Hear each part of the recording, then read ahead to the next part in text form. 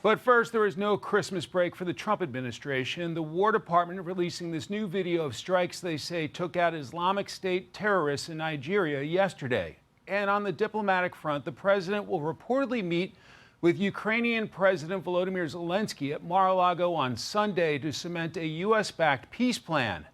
Madison Scarpino is in West Palm Beach, Florida, with the new information. Hi, Madison. Good evening, Mike. Foreign policy is still on the agenda for President Trump this week. Israeli Prime Minister Netanyahu will reportedly also be at Mar-a-Lago in the coming days. Two high-stakes meetings, and the overall goals are stability and peace. Are you expecting Zelensky to come visit you? We're having good, I don't know, he would like to come, but I think we should get a deal done first. That was President Trump last month. Now, Zelensky is planning a trip to Mar-a-Lago on Sunday, as he seems to be pleased with the peace plan the U.S. is proposing. Zelensky posting about a Christmas Day call, saying in part, quote, "Today we had a very good conversation with President Trump's special envoy Steve Witkoff and Jared Kushner. We are truly working 24/7 to bring closer the end of this brutal Russian war against Ukraine and to ensure that all documents and steps are realistic, effective, and reliable." But President Trump is reportedly saying Zelensky does not have anything until he approves it, and many experts are hesitant the plan will be successful. There hasn't been enough pressure to compel the Russians to really enter into a meaningful ceasefire. It's pretty clear that Putin is dead set on trying to obtain through military force the last few fortified cities in the Donbas region. And on Monday, the president will reportedly meet with Prime Minister Netanyahu. The two leaders are expected to discuss the future of the Gaza peace deal, and Netanyahu will reportedly give Trump an update on Iran and its ballistic missile program. Separately, we're learning more about a deadly Christmas Day strike on ISIS in Nigeria. The deadly strike comes after a surge of attacks on Christians and Christian institutions in the country.